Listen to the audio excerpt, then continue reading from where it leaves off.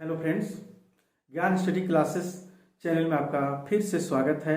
और आज का जो है विषय है वह है लोदी वंश, यानी 1451 ईस्वी से लेकर जो है 1526 ईस्वी तक का यह लोदी वंश का शासनकाल रहा है। तो हम थोड़ी चर्चा करेंगे कि लोदी वंश के बारे में, क्योंकि बहलोल के जो पितामह जो थे वह मलिक बहराम शाह थे, जो उस समय यानी फिरोज शाह तुगलक के समय में ही जो है हिंदुस्तान आ गए थे और वह मुल्तान में आकर बस गए थे। यानी हमारा जो है मलिक बहराम साहब के जो है यानी 5 पुत्र थे। जो पहला एक नाम आता है सुल्तान शाह, या भी जो है खिज्र खां जिस समय थे यानी सैयद वंश के समय में, वह जो है उनके समय में जो है मुल्तान का सूबेदार बन चुका था और धीरे धीरे अपनी योग्यता का परिचय दिया तो वह सरहिंद का भी सूबेदार इसे बना दिया था। तो इस तरह से हम देखते हैं। दूसरा जो था मलिक काला, वह जो है दोराला में जो है हकीम का पद पर नियुक्त किया गया था। तो यहीं पर जो है बहलोल लोदी का जन्म होता है। यानी माना जाता है कि जब इनकी पत्नी मलिक काला की पत्नी गर्भवती थी तो ऊपर से छप्पर गिर जाने से इनकी मृत्यु हो गई और वह गर्भवती थी। तो इस तरह से परिस्थितियां ऐसी हो गई जिसके कारण से हम देखते हैं कि वह ऑपरेशन करके उस बच्चे को बाहर निकाला गया जो वह स्वस्थ था। और देखें कि उसका कुछ दिनों के बाद जो है इनके पिता यानी मलिक काला का भी जो है मृत्यु हो जाती है।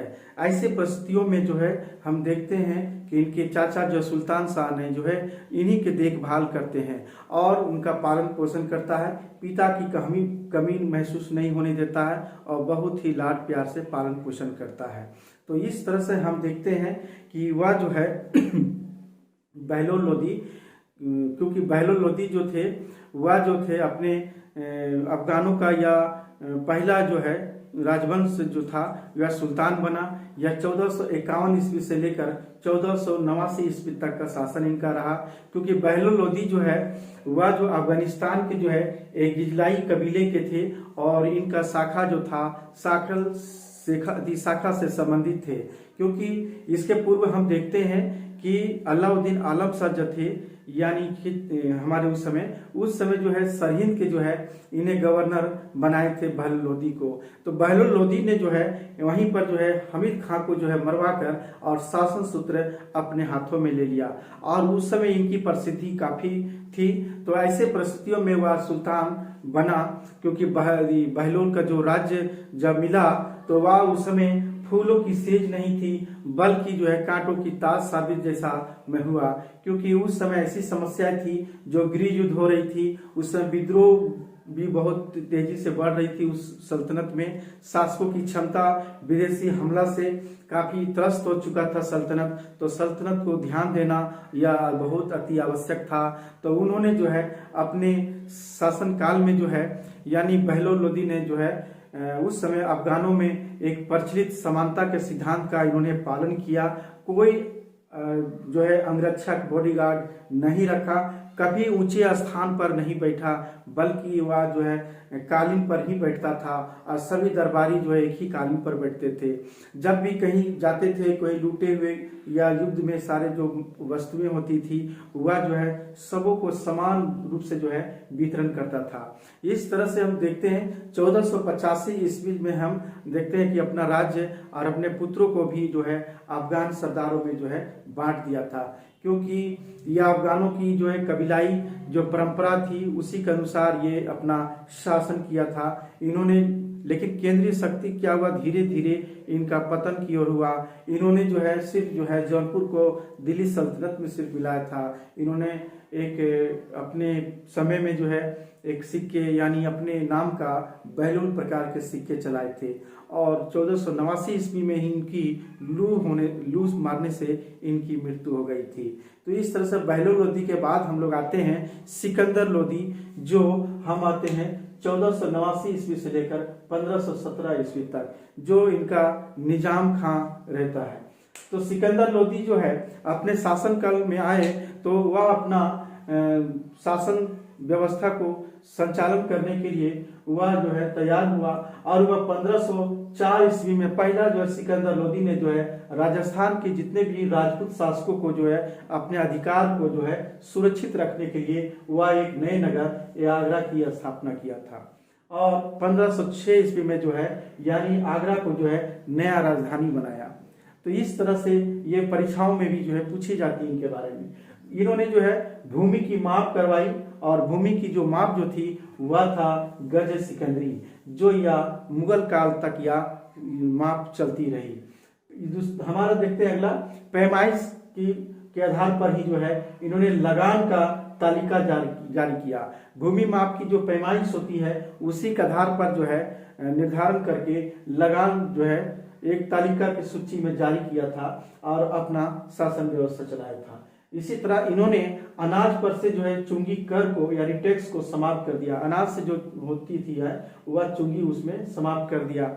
इन्होंने ये भी किया कि राज्य की ओर से जो जितने भी असहाय गरीब व्यक्तियों को जो है भोजन दिया जाता था, यहाँ तक कि जरूरतमंदों को भी जो है राजवृत्तियां भी वह दिया करता था। हम देखते हैं कि धार्मिक दृष्टि से वह सिकंदर लोदी जो था वह सहिष्णु नहीं बल्कि असहिष्णु प्रवृत्ति का शासक था, क्योंकि मुसलमानों में वैसे बहराइच के जुलूसों पर प्रतिबंध लगा दिया गया था। यहाँ पर स्त्रियों को जो है पीर और हमारे जितने भी संतों के मकबरे होते हैं उन मकबरों पर भी प्रतिबंध लगा दिया था। और तीसरा हम देखते हैं यहाँ नगरकोट के ज्वालामुखी मंदिर जो है यह भी जो है मंदिरों को तोड़ा था। इन्होंने अपने शासन काल में जो है या मथुरा में जो है हिंदुओं को जो है स्नान करने और बाल मुड़वाने पर भी जो है प्रतिबंध लगा दिया गया था। एक बार जो है एक ब्राह्मण की हत्या कर दी। कारण यही था कि वह जो है उसका कहना यही था ब्राह्मण का कि हिंदू और मुसलमान समान रूप से पवित्र है, बस इतना कहकर जो है एक ब्राह्मण को जो है हत्या कर दिया गया। इस तरह से माना जाता है। इसके समय में वस्तुओं का मूल्य काफी कम था। इसने हिंदुओं पर पुनः जो है जजिया कर लागू किया था। इसने संगीत को जो है एक संरक्षण दिया और फारसी भाषा में जो है भाषा को लोकप्रिय बनाया। संगीत को संरक्षण तो जरूर दिया लेकिन फारसी भाषा को लोकप्रिय जरूर बनाया।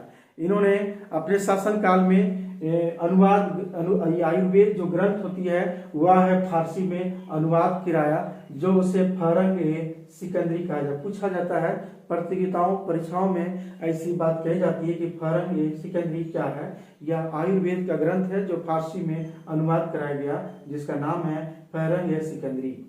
दूसरा इनके सिकंदर संगीत का जो एक पुस्तक है वह नाम है लज सिकंदर शाही। ये नाम जो है परीक्षाओं में जो है पूछी जाती है। अगला हम देखते हैं वजीर मियाँ भुआ। ये नाम है जो ये चिकित्सा शास्त्र पर जो पुस्तक लिखा था और इनके पुस्तकों का जो नाम है यादे नुसफियाए सिकंदरी। ये नाम है तिब्बे सिकंदरी ये नाम है, यानी चिकित्सा शास्त्र की ये पुस्तक है जो वजीर मियाँ भुआ द्वारा लिखा गया है।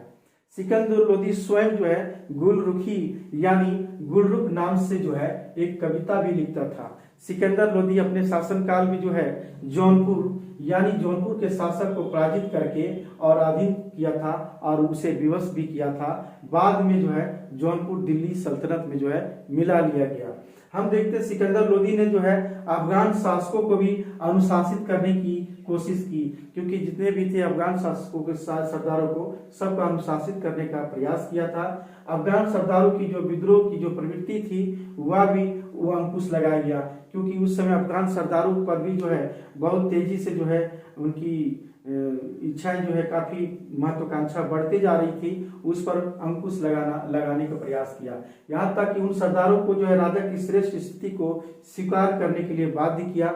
इन्होंने राजतंत्र व्यवस्था को एक सुव्यवस्थित एवं सुदृढ़ करने का प्रयास किया। इन्होंने अपने शासन काल में जो है गुप्तचर प्रणाली की भी स्थापना किया था।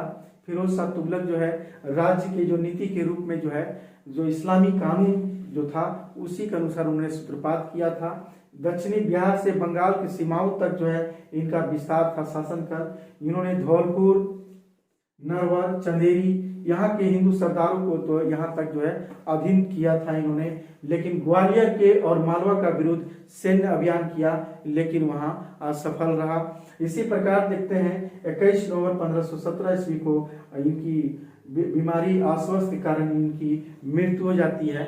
अब हम इस तरह से देखते हैं कि 1517 ईस्वी तक इनका शासन काल समाप्त हो जाती है। तो दिल्ली सल्तनत में जो है लोधी वंश का अंतिम इब्राहिम लोधी जो है वह शासक बनता है, क्योंकि इब्राहिम लोधी ने जो है ग्वालियर के को जीत करके जो है विक्रमाजीत सिंह को जो है दे दी जाता है, जो उनका अपना अनुचर था। 1518 ईस्वी में इस तरह देखते हैं कि मालवा को लेकर जो है इब्राहिम लोधी और राणा सांगा के बीच में एक घटोली का जो है युद्ध होती है, और उस समय राणा सांगा विजय होते हैं। इसी प्रकार 1524 ईस्वी में भी जो है पुनः जो है इब्राहिम लोधी और राणा सांगा के बीच में यह लड़ाई होती है। वह युद्ध है बकरोल की लड़ाई, वह भी जो है उसमें भी पराजित हो जाते हैं इब्राहिम लोधी। तो इस तरह से बिहार के सूबेदार जो थे दरिया खान नुहानी, उनके पुत्र यानी बहादुर खान ने भी वहां जो है बिहार में स्वतंत्रता की घोषणा कर देता है। इसी प्रकार इब्राहिम ने जो पंजाब के सूबेदार जो थे दौलत खान लोधी, उसकी सहायता के लिए मांगा था, उसे बुलाया भी, लेकिन दौलत खान लोधी नहीं आया, बल्कि उन्होंने काबुल के जो शासक जो थे उस समय बाबर था, बाबर को आमंत्रण किया। उसी तरह इब्राहिम खां के जो चाचा जो थे आलम खां, वो भी सिंहासन का दावा कर रहा था। और मेवाड़ के शासक राणा सांगा भी माना जाता है कि उन्होंने भी जो है बाबर को आमंत्रित किया था। और अंतिम रूप से 1526 ईस्वी में जो है यानी पानीपत की लड़ाई होती है, और उसी में जो है इब्राहिम लोधी का अंत हो जाता है, या अफगानों का प्रथम जो राजवंश था यह समाप्त हो जाती है। और इसी प्रकार जो है यह लोधी वंश पूरी तरह समाप्त होती है। और अगला जो है इसी का जो आता है मुगल वंश, यानी बाबर के द्वारा, जो अगले हम वीडियो में बताने का मैं प्रयास करूंगा बाबर के बारे में। और इनका यहीं तक इनका लोधी वंश का कार्यकाल समाप्त हो जाती है।